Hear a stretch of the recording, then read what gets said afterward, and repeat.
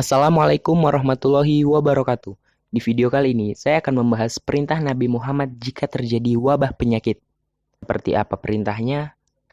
Sebelum lanjut ke videonya, jangan lupa klik subscribe dan klik bel notifikasinya agar kalian tidak ketinggalan info menarik lainnya. Wabah atau penyakit menular sudah dikenal sejak zaman Nabi Muhammad SAW. Pada masa itu, wabah yang cukup dikenal adalah pes dan lepra. Nabi pun melarang umatnya untuk memasuki daerah yang terkena wabah, apakah itu pes, lepra, maupun penyakit menular lain.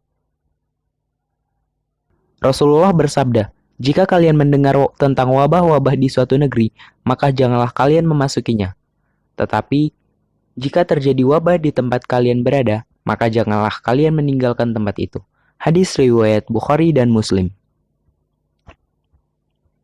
Ini merupakan metode karantina yang telah diperintahkan Nabi Muhammad SAW untuk mencegah wabah tersebut menjalar ke negara-negara lain. Untuk memastikan perintah tersebut dilaksanakan, Nabi Muhammad mendirikan tembok di sekitar daerah yang terjangkit wabah dan menjanjikan bahwa mereka yang bersabar dan tinggal di daerah tersebut akan mendapatkan pahala sebagai mujahid di jalan Allah. Sedangkan mereka yang melarikan diri dari daerah tersebut diancam malapetaka dan kebinasaan. Peringatan kehati-hatian pada penyakit lepra juga dikenal luas pada masa hidup Nabi Muhammad SAW. Rasulullah menasihati masyarakat agar menghindari penyakit lepra. Dari hadis Abu Hurairah, Imam Bukhari meriwayatkan bahwa Rasulullah bersabda, "Jauhilah orang-orang yang terkena lepra, seperti kamu menjauhi singa." Di masa kekhalifahan Umar bin Khattab, wabah kolera menyerang negeri Syam. Khalifah Umar bersama rombongan yang saat itu dalam perjalanan menuju Syam terpaksa menghentikan perjalanannya. Umar pun meminta pendapat kaum Muhajirin dan kaum Ansor untuk memilih melanjutkan perjalanan atau kembali ke Madinah.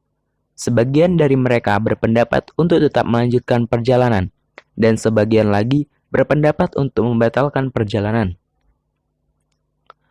Umar pun kemudian meminta pendapat sesepuh Quraisy, yang kemudian menyarankan agar khalifah tidak melanjutkan perjalanan menuju kota yang sedang terjangkit wabah penyakit.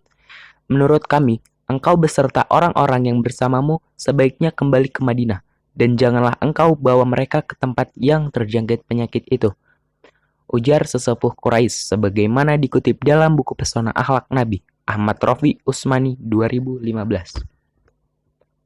Namun di antara rombongan, Abu Ubaidah bin Jarrah masih menyaksikan keputusan khalifah. "Kenapa engkau melarikan diri dari ketentuan Allah?"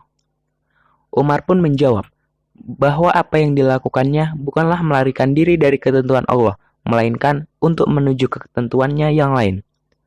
Keputusan untuk tidak melanjutkan perjalanan pun semakin yakin saat mendapatkan informasi dari Abdurrahman bin Auf bahwa suatu ketika Rasulullah melarang seseorang untuk memasuki suatu wilayah yang terkena wabah penyakit. Begitupun masyarakat yang terkena wabah tersebut untuk tidak meninggalkan atau keluar dari wilayahnya. Ini merupakan cara mengisolasi agar wabah penyakit tersebut tidak menular ke daerah lain.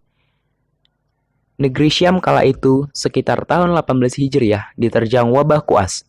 Wabah tersebut menelan korban jiwa sebanyak 25.000 kaum muslimin.